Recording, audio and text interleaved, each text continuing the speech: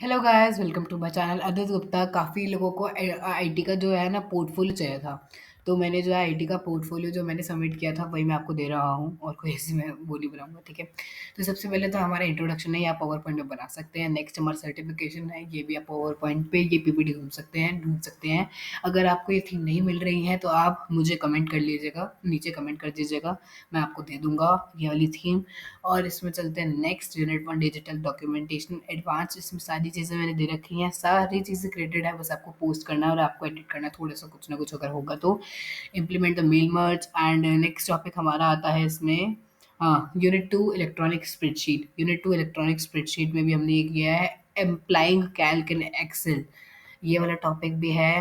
And next, create an table in O O having using table wizard, सारी activities इसमें included हैं। Unit three भी इसमें है।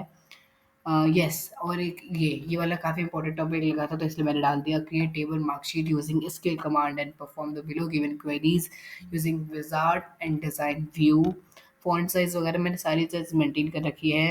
ये क्वेरीज वगैरह, ये जो चीज़ें, सारी चीज़ें मैंने इस पीडीएफ में दे रखी है। ये प्रैक्टिकल फाइल प्लस आपका पोर्टफोलियो है।